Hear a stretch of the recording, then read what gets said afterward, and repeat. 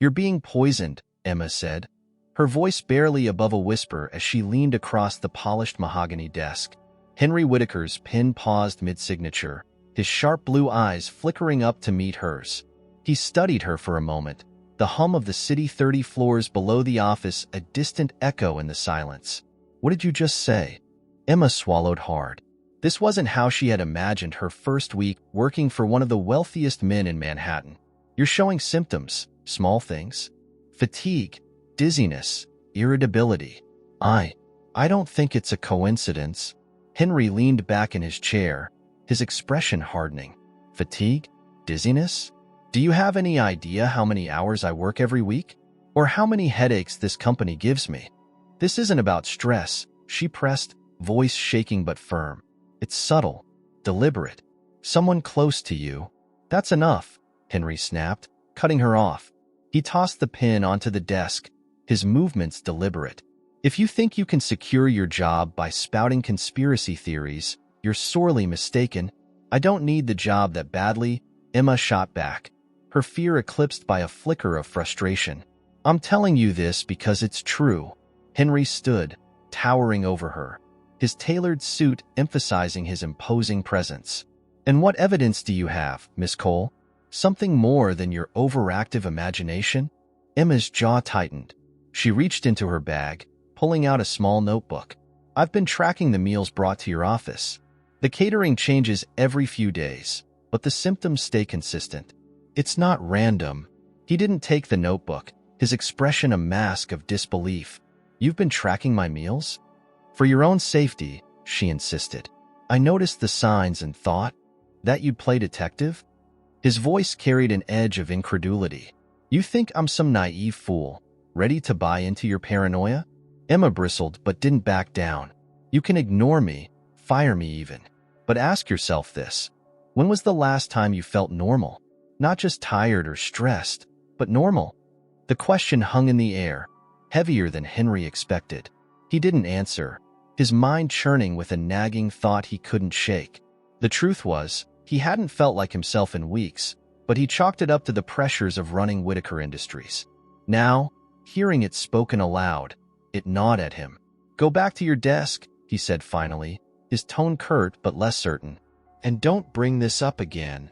Emma stood her ground for a moment, then nodded. "Fine, but you should see a doctor. Or at least, pay attention." Without another word, she turned and left, the soft click of the door closing behind her. Henry remained standing, staring at the notebook she'd left on the desk. Against his better judgment, he opened it. The notes were meticulous: dates, times, symptoms. Even the catering menus were itemized. It was obsessive, yes, but also unnervingly thorough. A faint knock interrupted his thoughts. His brother, Gregory Whitaker, strolled in, his easy grin a stark contrast to the tension that lingered in the room. "Everything okay in here?" "Looked like your new assistant stormed out." Henry closed the notebook, sliding it out of sight. "Nothing I can't handle," Gregory chuckled, settling into one of the leather chairs. "You've been saying that for years, Henry. One day, even you'll hit a breaking point." Henry ignored the jab, his mind still spinning. Gregory had a point. But was it the one Emma was trying to make? Or was he just letting her paranoia get to him? When Gregory finally left, Henry reached for his phone. Dialing his doctor felt absurd. Yet the seed of doubt Emma had planted was growing roots he couldn't shake. Henry adjusted the cufflinks on his tailored shirt, glancing at his reflection in the bathroom mirror. The pale face staring back at him didn't look like the confident mogul who commanded the tech world. His temples throbbed, and a wave of dizziness threatened to unsteady him. He leaned on the marble countertop, willing the feeling to pass. Emma's words echoed in his mind. "When was the last time you felt normal?" His phone buzzed on the counter, snapping him out of his thoughts. It was Marlene Prescott, his head of finance. "Henry," she said the moment he answered, her voice brisk, "we need you in the boardroom.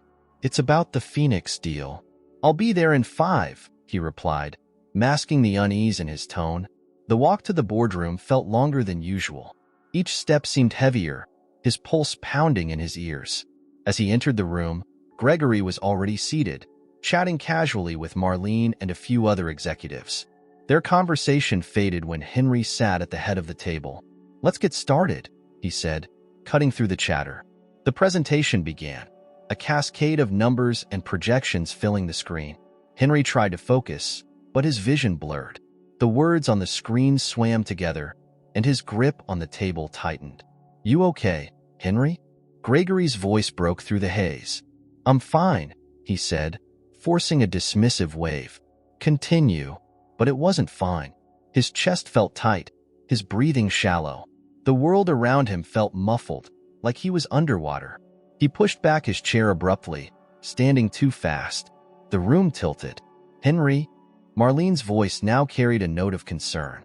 "I need a moment," he muttered, striding out of the room before anyone could stop him. The hallway outside felt endless as he staggered toward his office. He barely made it to his chair before collapsing into it, his head falling into his hands.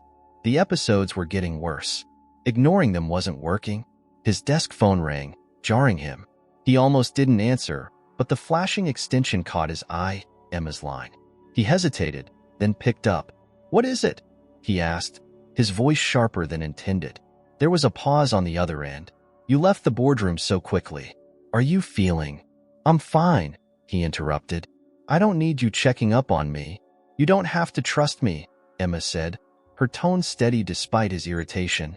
"But ignoring this isn't going to make it go away. Go to a doctor, Henry." "I don't need advice from you," he snapped, hanging up before she could respond. The silence in his office was oppressive. He leaned back in his chair, his mind racing. Emma was persistent, annoyingly so. But was she wrong? His symptoms were undeniable, and they weren't improving. Before he could dwell on it further, his assistant buzzed in. "Mr. Whitaker, your next meeting is ready."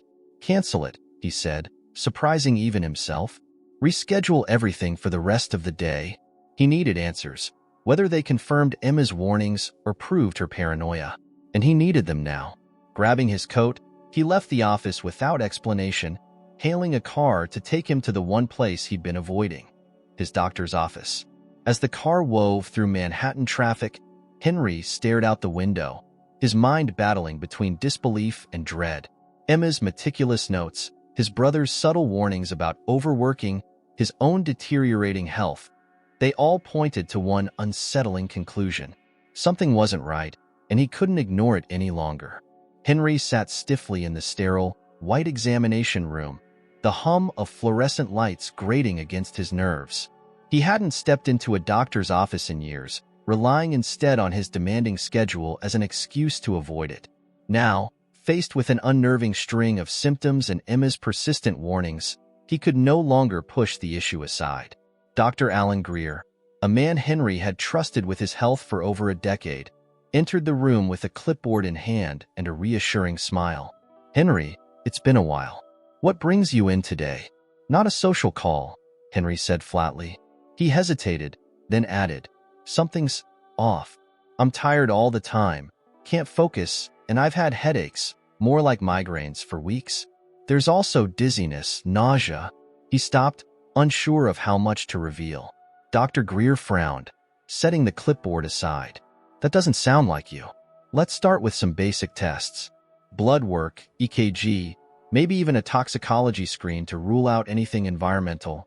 Henry tensed at the mention of a toxicology screen. Environmental? Or deliberate? He shook the thought away, nodding curtly. "Fine. Just figure out what's wrong." As Dr. Greer began his examination, Henry's phone buzzed incessantly on the counter. He ignored it until the doctor left to order the tests.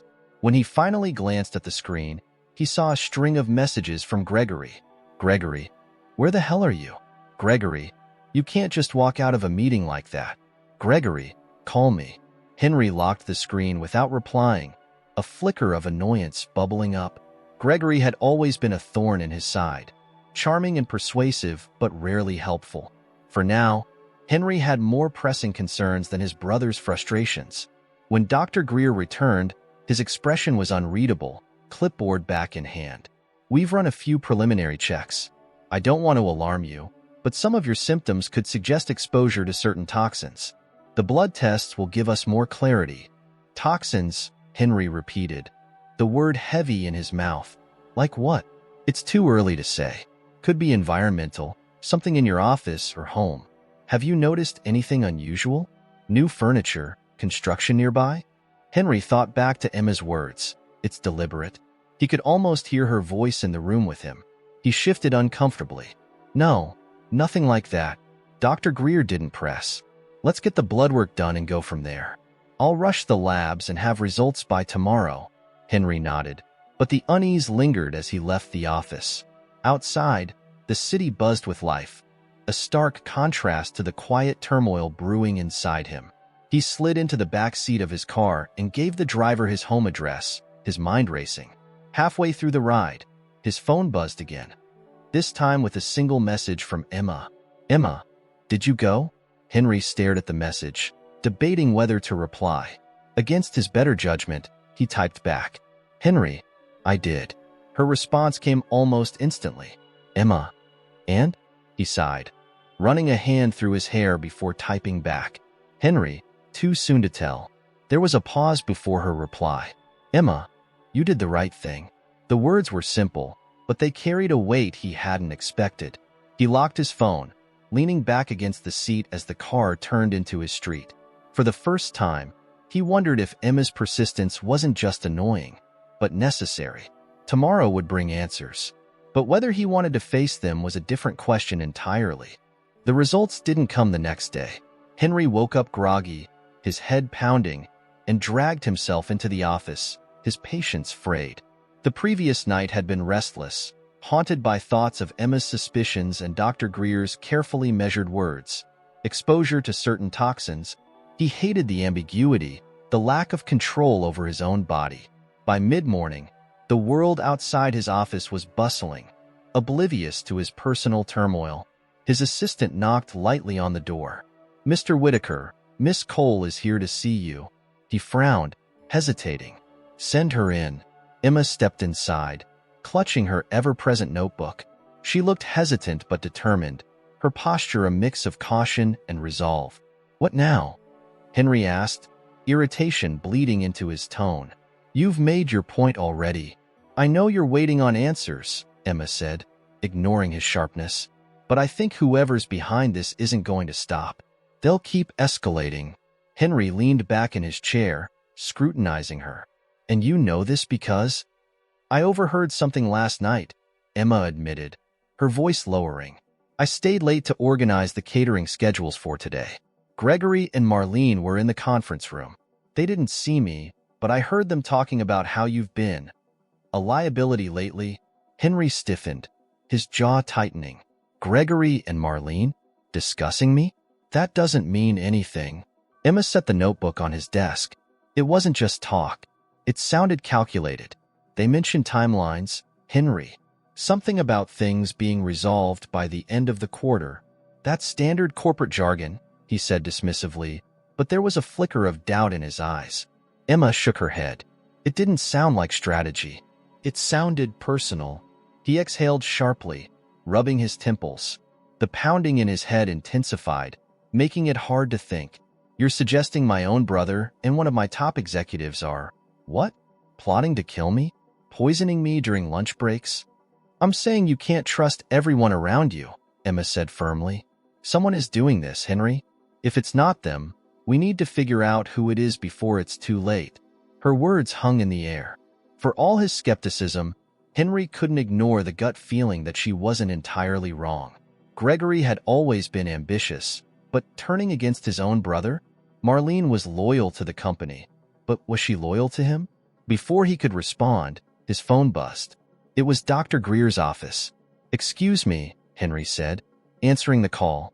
Yes? Mr. Whitaker, the nurse on the line began. We've expedited your tests. Dr. Greer would like to see you this afternoon to discuss the results. Henry's grip tightened on the phone. I'll be there. When he hung up, Emma was still watching him, her expression unreadable. That was the doctor? It was. He stood abruptly. This conversation is over. I'll deal with it. Henry. I said, it's over. He snapped, cutting her off. Go back to your desk. I don't need you playing detective anymore. Emma hesitated, then nodded curtly. Fine, but don't shut me out when you realize you do. She left without another word, the door clicking softly behind her. Henry slumped back into his chair, running a hand through his hair. He felt cornered by his symptoms, by Emma's persistence, and now by the unsettling possibility that someone close to him might be pulling the strings. The intercom buzzed again. His assistant's voice was hesitant. Mr. Whitaker, Mr. Gregory Whitaker is here to see you. Henry's pulse quickened, and for a moment, he considered refusing the meeting. But avoiding his brother would only fuel more questions. Send him in.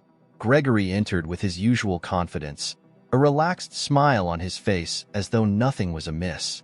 You've been dodging me, he said, settling into one of the leather chairs across from Henry's desk. What's going on? I've been busy, Henry replied evenly. Not that it's any of your concern. Gregory raised an eyebrow. Not my concern. You walked out of a board meeting, canceled your schedule, and now you're playing hermit in your office. If something's wrong, I have a right to know. Henry leaned forward, his eyes narrowing. Why? So you can twist it into another opportunity to undermine me?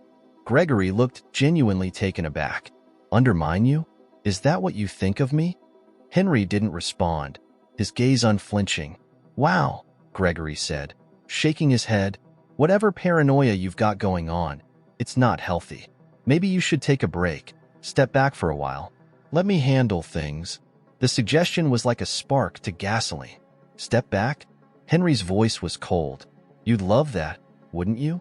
Gregory stood, his expression darkening. You're losing it, Henry. And if you keep acting like this, you're going to lose more than just your grip on the company. He left without another word, the door slamming behind him. Henry sat in the aftermath, his brother's words echoing in his mind. He didn't trust Gregory. He wasn't sure he trusted anyone anymore. But as his head throbbed and the nausea crept back in, one thing was certain. He couldn't afford to ignore Emma's warnings any longer. The private elevator hummed softly as Henry descended to the parking garage beneath Whitaker Industries. The afternoon had been a whirlwind. Emma's accusations, Gregory's veiled threats, and now the looming meeting with Dr. Greer to discuss the test results. The walls of his carefully controlled world seemed to be closing in. When the elevator doors slid open, his driver, Carl, was waiting beside the black sedan. Carl nodded, holding the door open as Henry climbed into the back seat. The ride to the doctor's office was quiet. The city noise muffled as Henry stared out the window, his thoughts churning. Dr. Greer's office was a modern space on the Upper East Side, all glass and steel. Henry bypassed the reception desk, his steps brisk as he headed for the private consultation room. Dr. Greer was already waiting, his face calm but serious. Thanks for coming in, Henry, the doctor began as he gestured for him to sit. I wanted to go over your results in person. Henry sat, his fingers drumming against the armrest. Just get to the point. Dr. Greer nodded, flipping through the chart in his hand. Your blood work showed elevated levels of arsenic. The words hit Henry like a physical blow. Arsenic?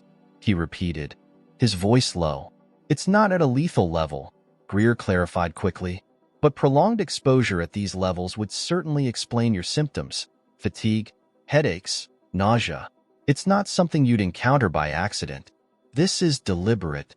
Henry leaned back, the weight of the revelation sinking in. He had spent weeks dismissing Emma's warnings, but now the evidence was undeniable.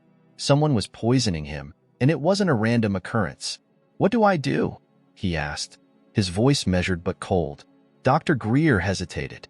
I'd recommend involving law enforcement. This isn't something you can ignore. You'll also need to take precautions with your diet, your environment. I can handle it, Henry interrupted, standing abruptly. Is there anything else I need to know?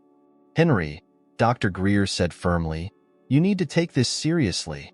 The exposure isn't happening on its own. Whoever is behind this isn't going to stop unless you act. Henry gave a curt nod, his jaw tight. I'll take care of it.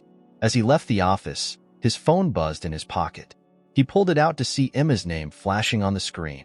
For a moment, he considered ignoring it, but something made him swipe to answer. What is it, Emma? He asked, his tone sharper than he intended. There was a pause on the other end before she spoke. I just wanted to check if you went to see Dr. Greer. I did, he said shortly. And you were right. Emma exhaled audibly, relief mingled with tension. What did he say? Arsenic, Henry said flatly. Someone's been slipping it into my food or drink. Her voice dropped. Do you know who? Not yet, he admitted. But I'm starting to have ideas. You can't do this alone, Henry, Emma said, her tone earnest. Whoever's behind this won't stop. You need help, someone you can trust? Henry's lips pressed into a thin line. Trust. The word felt foreign, almost laughable. But for all her persistence, Emma hadn't steered him wrong yet. Meet me in my office tomorrow, he said finally. First thing. Understood, Emma replied. And Henry, I'm glad you went. He hung up without responding, his mind already racing ahead. Trust was a luxury he could ill afford, but if he wanted to survive, he might not have a choice.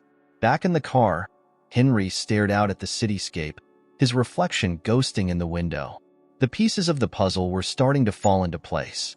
Emma's overheard conversation, Gregory's suspicious behavior, Marlene's calculated demeanor. None of it felt like coincidence. Whoever was behind this was playing a dangerous game. And now that Henry knew the stakes, he intended to win. The next morning, Emma stood outside Henry's office, her heart pounding as she clutched her notebook. The usual hustle of Whitaker Industries buzzed around her. But today, the atmosphere felt heavier. She had spent the night replaying their conversation, wondering if Henry's newfound acknowledgement of the truth would finally lead to answers, or more danger. His assistant gestured her in, and Emma stepped through the door, bracing herself. Henry was standing by the floor-to-ceiling window, his silhouette sharp against the backdrop of Manhattan. He didn't turn when she entered, but his voice was steady. Close the door. Emma complied, stepping further into the room. You wanted to see me. Henry finally turned, his expression a mix of exhaustion and resolve. The doctor confirmed it. Arsenic poisoning. Her breath hitched, but she nodded, her voice calm. That's what I suspected. I'm not interested in I told you so, he said, moving to his desk. I'm interested in finding out who's doing this. And I need your help. Emma's brows furrowed. You trust me now? I don't have the luxury of mistrusting the only person who seems invested in keeping me alive, he said bluntly. But let's be clear. This isn't an invitation to dig through my personal life or lecture me on what I should have done sooner. Emma set her notebook on the desk, her tone steady. I'm not here to judge you, Henry. I'm here to help. But if we're going to do this, we need a plan.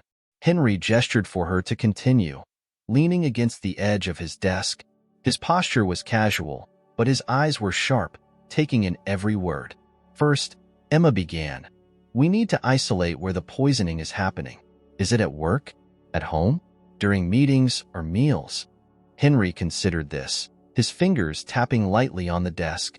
I eat most of my meals here or at business lunches. At home, I stick to a pretty rigid routine. Same caterer, same staff? Emma nodded. Then we need to start there. Limit your meals to prepackaged food you buy yourself, at least for the next few days. If you're being poisoned at work, it'll become obvious when your symptoms improve. And if they don't? Henry asked, his tone edged with skepticism. Then we look closer at your personal life, Emma replied, unfazed. But for now, we focus on narrowing the field. Henry straightened, his jaw tightening. Fine, but I want to handle this quietly. If someone here is behind it, I don't want them knowing we're onto them. Emma hesitated, then nodded. That makes sense. But you'll need someone to watch your back. His expression darkened. And you think that should be you? I'm already involved, Emma said simply. And it's not like you're going to call the cops. You need someone who can move without drawing attention. Henry's lips pressed into a thin line. But he didn't argue. Instead, he crossed the room to a locked cabinet and retrieved a slim laptop. He placed it on the desk and opened it, pulling up a series of spreadsheets. These are the catering schedules, vendor invoices, and expense reports for the last 6 months, he said. If someone's using the company to funnel poison into my food, there might be a pattern. Emma's eyes widened slightly at the sheer volume of data, but she nodded. I'll need time to go through all this, You'll have it, Henry said, already moving to the next task. Meanwhile, I'll start looking into the staff at home. Discreetly. The conversation was interrupted by a sharp knock at the door. Henry stiffened, his eyes flicking to Emma. She quickly slid the laptop into her bag and stepped back as the door opened. Gregory strolled in, his usual smug grin plastered across his face. Morning, brother. Got a minute? Not now, Gregory, Henry said coldly. Gregory's grin faltered slightly, but he recovered quickly. Come on, it's about the quarterly projections. You've been AWOL lately, and people are starting to notice. Henry folded his arms, his gaze steely. Tell them I'm handling it. Gregory glanced at Emma, his expression curious. You're involving her now? Didn't think secretaries were part of executive strategy meetings. Emma held her ground, her face neutral. I was just leaving. She stepped past Gregory, feeling his eyes on her as she exited. The tension in the room was palpable, and she couldn't shake the feeling that Gregory's interest in her was more than casual. Back at her desk, Emma opened the laptop, her determination solidifying. The numbers were daunting, but if there was a clue hidden within them, she would find it. For Henry, the clock was ticking, and now, so was hers. Emma spent the better part of the day poring over the data Henry had given her. The spreadsheets were dense with transactions, catering schedules, itemized invoices, and expense reports that mapped out nearly every meal Henry had consumed in the past 6 months. Each line item was a potential clue, and she knew she couldn't afford to miss anything. By mid-afternoon, her eyes burned from staring at the screen, but a pattern was beginning to emerge. One particular vendor, Deluxe Provisions, stood out. Their services were sporadic, sometimes delivering 2 or 3 times a week, other times going weeks without any activity. Yet every time they appeared on the schedule, Henry's symptoms seemed to worsen within days. Emma leaned back in her chair, her mind racing. Deluxe Provisions wasn't a name she recognized, and its presence in the records felt deliberate, almost too convenient. She jotted down the details, resolving to investigate further. Her focus was broken by the sudden presence of Gregory in the office. He strolled toward her desk, his usual smirk firmly in place. Still hard at work, Miss Cole? Emma quickly closed the laptop, forcing a polite smile. Just organizing some files for Mr. Whitaker. Gregory raised an eyebrow, clearly unconvinced. You're very dedicated. Henry must think highly of you. I just do my job, she replied, keeping her tone neutral. Gregory chuckled, leaning slightly closer. You know, if you ever get tired of working for my brother, I could always use someone with your talents. My division's much more exciting. I appreciate the offer, Mr. Whitaker, but I'm happy where I am, Emma said, her voice steady despite the unease crawling up her spine. Gregory straightened, his grin sharpening. Loyalty. I like that. It's a rare quality these days. Before Emma could respond, Henry's door opened and he stepped out. His gaze immediately landed on Gregory, his expression darkening. Gregory, what are you doing here? Just checking in on your assistant, Gregory said smoothly. She's quite the asset, isn't she? Henry's eyes flicked to Emma, and for a brief moment, something unreadable passed between them. Emma, I need a word. In private. Emma grabbed her notebook and stood, brushing past Gregory without a glance. Once inside Henry's office, he shut the door firmly, his posture tense. What did he say to you? Henry asked, his voice low. Nothing significant, Emma replied. He was just being Gregory. Henry's jaw tightened. Stay away from him. Whatever he wants, it's not innocent. Emma nodded, but her mind was already elsewhere. I found something in the spreadsheets. Henry's expression shifted instantly. What? She opened her notebook, showing him the name she had circled. Deluxe Provisions. They're not a regular vendor, but every time they're on the schedule, your symptoms spike shortly after. It's too consistent to be a coincidence. Henry frowned, taking the notebook from her. I don't recognize the name. Could be a subcontractor. I'll dig into it, Emma said. But if this is where the poison's coming from, someone had to approve them. Someone in your inner circle. Henry nodded, his mind already racing ahead. Focus on finding out who owns the company and how they got into our supply chain. If this is the lead we need, I want answers fast. Emma hesitated. And what about Gregory? He's been circling like a hawk. If he's involved, I'll deal with Gregory, Henry said firmly. You just focus on deluxe provisions. As Emma returned to her desk, she couldn't shake the feeling that the walls were closing in. Gregory's smirks, Marlene's guarded demeanor, the looming threat of whoever was behind deluxe provisions. It was all converging into something bigger than either of them could see yet. But one thing was certain. The closer they got to the truth, the more dangerous it would become. Emma worked late into the night, her laptop glowing softly in the dim light of her apartment. The deeper she delved into deluxe provisions, the murkier it became. On the surface, it seemed legitimate, a catering company with a small portfolio of high-end clients. But the further she searched, the more discrepancies she uncovered.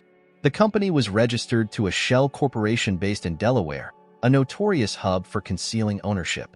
Its website was minimal, with generic stock photos and vague testimonials. The kicker was its lack of social presence. No reviews, no employee profiles, no digital footprint that suggested it served real clients. Deluxe Provisions wasn't a business. It was a front. Emma's phone buzzed on the table, making her jump. It was Henry. "What do you have?" he asked without preamble when she picked up. "It's definitely a shell," Emma said, her voice low despite being alone. "No real history, no legitimate clients. Someone created it to funnel money. Or something worse." There was a pause on the other end before Henry spoke again. "Can you trace the ownership?" "I'm working on it," Emma said. "But whoever set this up knew what they were doing. It's layered through multiple entities." Henry exhaled audibly. "Focus on that. I'll handle things on my end." Emma hesitated, then asked, "What are you planning?" "I'm meeting with Gregory tomorrow," he said. "I want to see how far he's willing to go." "Henry," Emma said carefully, "if Gregory is involved, he won't just admit it. He might even escalate." "That's a risk I'm willing to take," Henry replied. "I can't keep playing defense." The line went dead, leaving Emma with a gnawing sense of unease. She turned back to her laptop, determined to uncover more before morning. The next day, Henry arrived at the Whitaker family estate, a sprawling property in upstate New York that reeked of old money. Gregory greeted him in the grand sitting room, his usual charm on full display. "Brother," Gregory said, extending a hand, "you finally decided to pay a visit." "Cut the act," Henry said, ignoring the gesture. "We need to talk." Gregory's smile faltered, but he recovered quickly, gesturing for Henry to sit. "Straight to business, then. What's this about?" Henry didn't sit. "I know something's going on behind my back. If it's you, Gregory, now's the time to come clean." Gregory leaned back in his chair, feigning innocence. "You've always had such a vivid imagination. Is this about the company? Or something else?" "Don't play coy," Henry said, his voice cold. "Deluxe Provisions. Does that ring a bell?" For the first time, Gregory's expression flickered.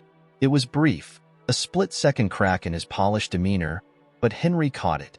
"No idea what you're talking about," Gregory said smoothly. "Is that another one of your vendors?"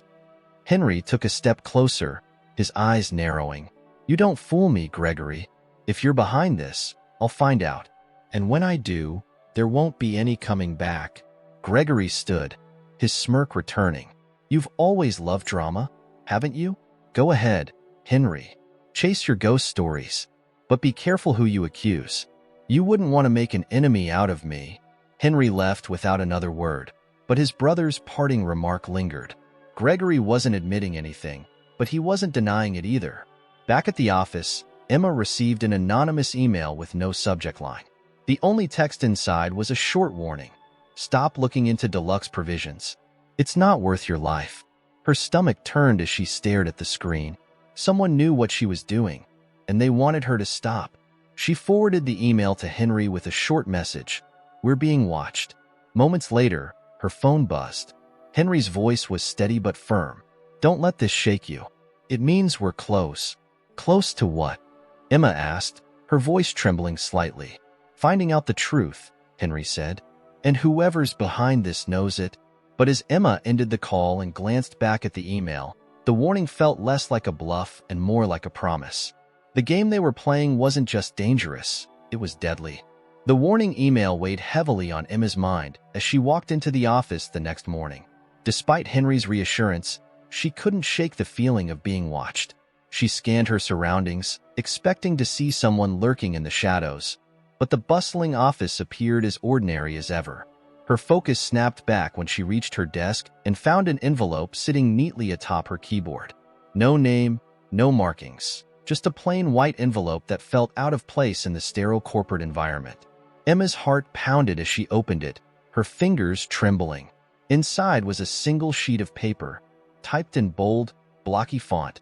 "Stop digging, or you'll regret it." Emma glanced around, her breath quickening.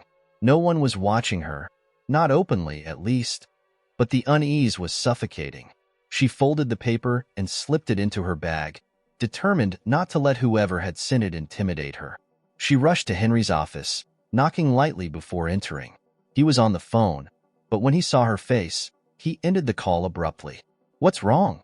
he asked, his tone sharper than usual. Wordlessly, Emma pulled out the note and handed it to him. Henry read it, his jaw tightening with each word. "This was on your desk?" She nodded. "It wasn't there when I left last night." Henry exhaled through his nose, the tension in his shoulders palpable. "They're getting bolder. Whoever this is, they're trying to scare you off." "It's working," Emma admitted, her voice low. "But I'm not stopping." Henry's gaze softened for a brief moment. "Good. Because if they're this desperate, we're closer than we think." Emma set her notebook on his desk, flipping it open to a fresh page. "I did some more digging on Deluxe Provisions. The Shell Corporation traces back to a law firm that specializes in anonymous business registrations. If we can subpoena their records—" "No subpoenas," Henry interrupted. "Not yet. If we involve the authorities, whoever's behind this will see it coming." "Then what's the plan?" Emma asked, her frustration evident. "We're chasing shadows while they're sending threats and poisoning you." Henry leaned back in his chair, his fingers steepled as he considered their next move. "If they're bold enough to threaten you, they'll slip up. We just need to set a trap." Emma blinked. "A trap?" "Deluxe Provisions is still on the catering schedule for this week," Henry said. "If that's how they're delivering the arsenic, we catch them in the act." "That's risky," Emma said. "If they suspect anything—" "They won't," Henry said firmly. "I'll make sure of it." 2 days later, the plan was set. Henry arranged a small, private luncheon in one of the company's executive dining rooms, ostensibly to discuss a new partnership. Deluxe Provisions was contracted for the catering, and Emma worked with the staff to ensure everything looked routine. Henry sat at the head of the table, flanked by Marlene Prescott and 2 other executives. Emma watched from the corner of the room, pretending to take notes as the waitstaff brought in trays of food. Her eyes tracked every movement, every plate, searching for something, anything, out of place. The meal proceeded without incident until dessert was served. A waiter placed a small, elegant dish in front of Henry, hesitating for just a second too long before stepping back. Emma's pulse quickened. The man's hesitation was subtle, but it didn't escape her notice. Henry picked up his fork, his movements deliberate. Emma tensed as he brought the first bite to his lips, her heart pounding. But before he could eat it, Henry set the fork down and leaned back in his chair. "Everyone, enjoy," he said, his tone casual.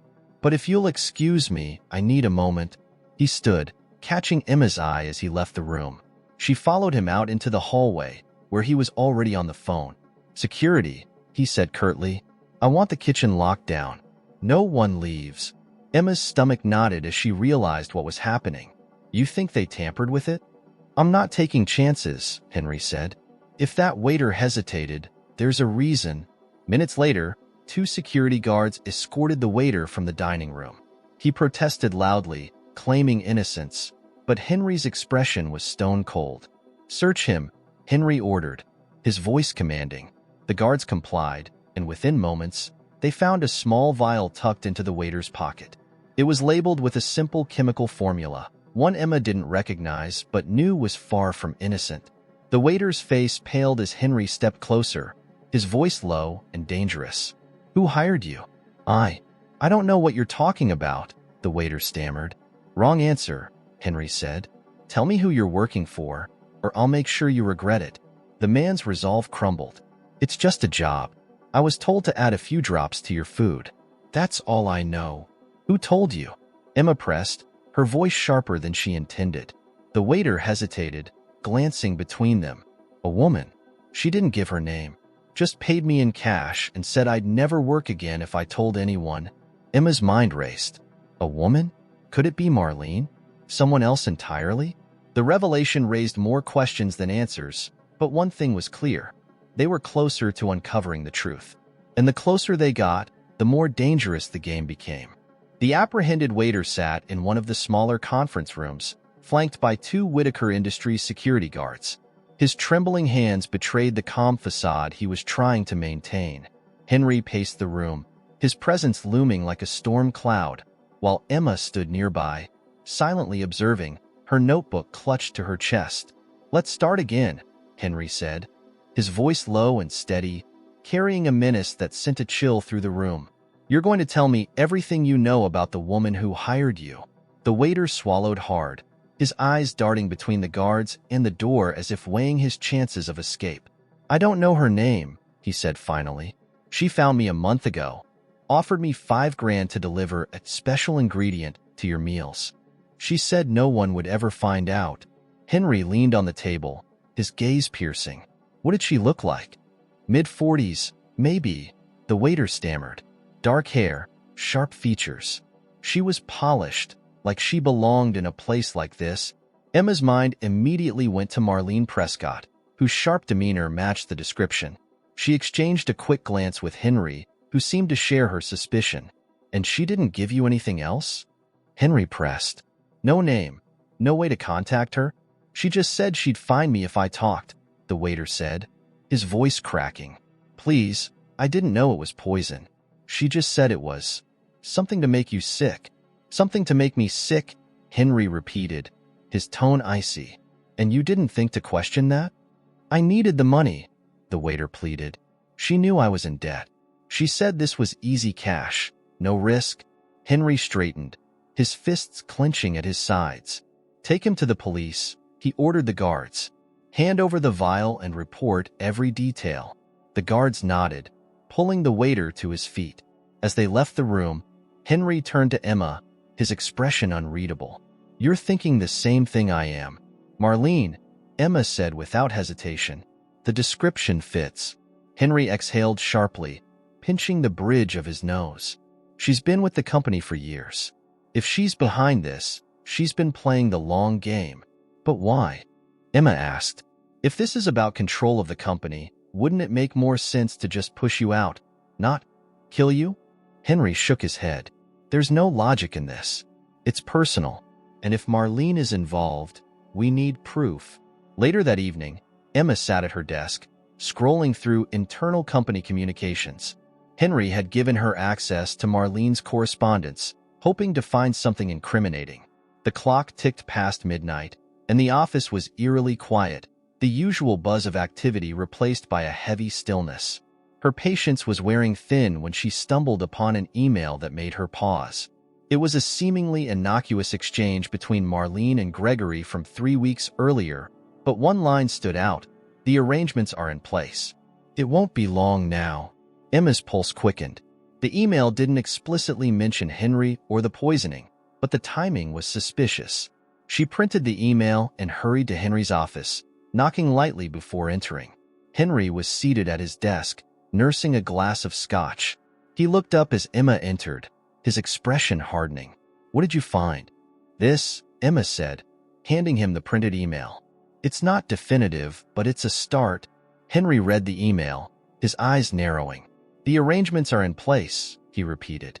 "What the hell does that mean?" "It could mean the poisoning," Emma said, "or something else entirely. But it shows they're working together." Henry set the paper down, rubbing his temples. "If Marlene and Gregory are conspiring, they've covered their tracks well. We need more than this." Emma hesitated, then said, "What about Gregory's access? If he's involved, he might have something on his personal accounts or devices." Henry's jaw tightened. "Gregory's no fool. He wouldn't leave a trail. But he's arrogant," Emma pointed out. "Arrogant people make mistakes." Henry considered this, then nodded. Fine, I'll have someone look into it, but we need to move carefully. If Gregory catches wind of this, we won't give him the chance, Emma said firmly. The next morning, Henry met Gregory in the executive lounge under the guise of discussing the company's quarterly projections. Gregory, ever the charmer, greeted him with a wide smile. You've been a ghost lately, Gregory said, pouring himself a coffee. Is everything all right? Henry forced a tight smile. Busy times, but I wanted to touch base about the projections. How are things looking? Solid, Gregory said easily. The numbers are up across the board. You should really let me take some of this off your plate, though. You've been running yourself ragged. Henry's smile didn't reach his eyes. I appreciate the concern, but I'm fine. As Gregory launched into a rehearsed spiel about growth strategies, Henry's mind was elsewhere. He watched his brother closely, searching for cracks in the facade. Every word Gregory said felt like theater, polished, calculated, and utterly devoid of sincerity. When the conversation ended, Henry returned to his office, where Emma was waiting. He's up to something, Henry said as he closed the door. I don't know what, but he's playing a long game. Emma nodded. Then we need to force his hand. If he thinks he's losing control, he might slip. Henry met her gaze, a flicker of determination in his eyes. Let's make him sweat. That evening, Emma received another anonymous email. This one was more direct. You were warned. Walk away, or there will be consequences. She forwarded the email to Henry, adding a single line. They're getting desperate. Henry's reply came almost immediately. Good. Desperation makes people reckless. Keep going. As Emma stared at the screen, a mix of fear and resolve coursed through her. The stakes were higher than ever, but they were closer to the truth. And whoever was behind this would soon find that Henry Whitaker wasn't the kind of man to back down. Emma spent the next day meticulously reviewing Gregory's company files. Using the access Henry had provided, she sifted through emails, financial statements, and meeting logs. Gregory was cautious, his records clean on the surface, but Emma knew people like him. They thrived on arrogance, and arrogance often led to mistakes. By midday, her persistence paid off. She found an expense report from 2 months ago, a transaction flagged as miscellaneous that led to a private consulting firm known for handling sensitive, off-the-books arrangements. She cross-referenced the payment with the timeline of Deluxe Provisions' involvement and found an undeniable overlap. She printed the report and hurried to Henry's office. He was on a call when she entered, but ended it abruptly when he saw her face. What is it? He asked. Emma handed him the report. Gregory paid this consulting firm 2 months ago. They specialize in creating shell companies, burying transactions, and facilitating anonymous dealings. Henry scanned the document, his jaw tightening. This ties him to Deluxe Provisions. Not directly, Emma admitted, but it's enough to warrant suspicion. Why else would he hire them? Henry set the report down, leaning back in his chair. This isn't enough to bring him down, but it's a crack. If we keep pushing, we'll find more. Emma hesitated. Henry, if Gregory is involved, he's not working alone. Someone like him wouldn't orchestrate something this complex on his own. Henry nodded, his expression darkening. Marlene. That evening, Henry invited Marlene to his penthouse for a private discussion. The invitation was framed as a casual dinner, an opportunity to discuss the company's future. Marlene arrived promptly, dressed impeccably as always, her demeanor cool and confident. The dinner began cordially, with Henry steering the conversation toward business. He praised her contributions to the company, her loyalty over the years. Marlene accepted the compliments graciously, but there was a guardedness in her eyes that didn't escape Henry's notice. Halfway through the meal, Henry leaned back in his chair, his tone shifting. Marlene, do you trust me? She blinked, caught off guard. Of course. Why would you ask that? Because trust is a fragile thing, Henry said, his gaze piercing. And lately, I've been wondering who I can rely on. Marlene's smile faltered. Is something bothering you, Henry? If there's an issue, I'd like to help. Henry studied her, searching for any telltale sign of deceit. Do you know anything about Deluxe Provisions? Marlene's reaction was subtle, a slight stiffening of her posture, a flicker of something in her eyes, but it was enough. "I've heard of them," she said carefully. "They're one of our smaller vendors, aren't they?" "They are," Henry said, his tone neutral. "But they're not exactly what they seem." Marlene tilted her head, feigning curiosity. "What do you mean?" Henry didn't answer immediately, letting the silence stretch. Finally, he said, "Someone's been using them to funnel arsenic into my meals." Marlene's eyes widened, her expression carefully calibrated shock. "Arsenic? Henry, that's insane. Are you sure?" "I am," Henry said, his voice cold. "The question is, who's behind it?" Marlene shook her head, her voice steady despite the tension in the room. "I don't know anything about this, but if someone's trying to hurt you, we need to find out who." Henry leaned forward, his gaze unrelenting. "And if I find out it's someone close to me?" Marlene didn't flinch. "Then they'll have made a grave mistake." Meanwhile, Emma continued her search late into the night. She hacked into the consulting firm's client database, a risky move, but necessary. What she found sent her heart racing. Gregory wasn't just a client. He was listed under a pseudonym tied to several transactions involving shell companies, including Deluxe Provisions. She immediately forwarded the evidence to Henry with a message.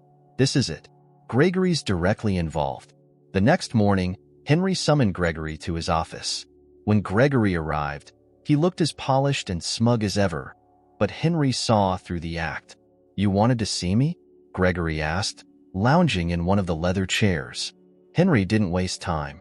"I know about the consulting firm." Gregory's smile froze. "What consulting firm?" "Don't play dumb," Henry said, his voice sharp. "You paid them to set up Deluxe Provisions." Gregory chuckled, shaking his head. "You're grasping at straws, brother. Do you have proof? Or is this just another one of your paranoid fantasies?" Henry slammed a folder onto the desk, the documents inside spilling out. Gregory glanced at them, his expression faltering for the first time. "I underestimated you," Gregory said finally, his tone bitter. "You've always been persistent, I'll give you that." "So it's true," Henry said, his voice cold. "You've been poisoning me." "Why?" Gregory leaned back, his smirk returning. "Because you don't deserve it. The company, the power, the legacy. It should have been mine. You think this will make you worthy?" Henry asked, his anger simmering beneath the surface. "You think trying to kill me will give you what you want?" Gregory's smirk faded. "You've always been the golden child, Henry. I've spent my life in your shadow. This was the only way to level the playing field." Henry's fists clenched at his sides, but he forced himself to remain calm. "You're done, Gregory. I have enough to bury you." Gregory stood, his composure slipping. "You think you've won? This isn't over." He stormed out, slamming the door behind him. Henry sat in the silence, the weight of his brother's betrayal pressing down on him. But he wasn't defeated. Not yet. As Emma reviewed the day's developments, another anonymous email landed in her inbox. This one was chillingly direct. "You've gone too far. Prepare for the consequences." She forwarded it to Henry, adding a single line. "We need to end this. Now." Henry's response came almost instantly. "We will." The final confrontation was coming, and they both knew it. The atmosphere at Whitaker Industries was taut, each passing moment charged with anticipation. After Gregory's admission, Henry had spent the night assembling his next move. Trust was a currency he had little of, but with Emma's sharp mind and growing courage, he felt the first flicker of hope. Morning came with its usual buzz of emails and phone calls, but the underlying tension was anything but ordinary. Henry sat in his office, reviewing the evidence Emma had gathered. It was damning enough to implicate Gregory, but there was still one loose end, Marlene. Gregory might have been arrogant, but he wasn't reckless enough to act alone. If Marlene was truly involved, they needed undeniable proof to take her down too. Emma arrived just after 8, her face resolute but pale. She handed Henry a folder with fresh findings. "I traced Gregory's consulting firm payments further. The shell corporation tied to Deluxe Provisions was dissolved 2 weeks ago, but before it disappeared, the last payment was rerouted to an account under Marlene's name." Henry's eyes darkened as he scanned the documents. "So it's both of them." It's worse, Emma said, her voice tight. That account wasn't just used for payments. It's tied to another company, one that's been siphoning funds from Whitaker Industries for months. They've been bleeding the company dry while trying to take you out. Henry set the folder down, his jaw tightening. They're cornered, and they know it. That makes them dangerous. Emma nodded. We need to act before they do. Henry called an emergency board meeting for noon. The message was vague, ensuring Gregory and Marlene wouldn't suspect his true intentions. He wanted them both in the same room where he could confront them publicly, leaving no room for denial. As the hour approached, the boardroom filled with Whitaker's top executives. Gregory and Marlene arrived last, their confident facades intact. Gregory wore his usual smirk, while Marlene maintained her composed professionalism. They exchanged polite greetings with the others, unaware of the storm brewing. Henry entered with Emma at his side, her presence drawing a few curious glances. She took a seat near the door, her notebook in hand, ready to document everything. Thank you for coming, Henry began, his tone sharp and commanding. There's a serious issue we need to address. Gregory leaned back in his chair, feigning nonchalance. Sounds ominous, brother. What's the crisis this time? Henry ignored him, directing his attention to the board. For months, someone has been siphoning money from this company. Not only that, but my personal safety has been compromised by a deliberate poisoning attempt. A ripple of shock moved through the room. Executives exchanged uneasy glances, their murmurs filling the silence. Gregory's smirk faltered slightly, while Marlene's expression remained impassive. Henry continued, his voice cutting through the noise. I've traced the financial discrepancies to a shell corporation tied to Deluxe Provisions, a fraudulent vendor hired under suspicious circumstances. The funds funneled through that corporation lead directly to accounts owned by Gregory Whitaker and Marlene Prescott. The room fell silent. All eyes turned to Gregory and Marlene, whose reactions couldn't have been more different. Gregory's face darkened, his smirk replaced with a cold, calculating glare. Marlene, ever the picture of poise, folded her hands on the table, her lips curving into a thin smile. Do you have proof? Marlene asked, her tone measured. Henry nodded to Emma, who stood and distributed copies of the evidence. The documents speak for themselves. Gregory leaned forward, his voice low and venomous. You've always been good at theatrics, Henry, but this is a stretch, even for you. It's not a stretch, Emma said, her voice steady. We've tracked every transaction. The evidence is irrefutable. Gregory glared at her, his composure slipping. Stay out of this. You have no idea what you're talking about. Emma didn't flinch. I know exactly what I'm talking about. And so does everyone else now. Marlene finally spoke, her tone calm but edged with steel. This is a fascinating narrative, Henry, but it's not enough to hold up in court. Anyone can fabricate documents. Henry's eyes narrowed. Then perhaps you'd like to explain the anonymous payments to the waiter who was caught with arsenic in his pocket? The color drained from Marlene's face, and Gregory's fists clenched on the table. For the first time, their carefully constructed facades began to crack. This is over, Henry said, his voice firm. The authorities have already been notified. By the time you leave this room, the police will be waiting.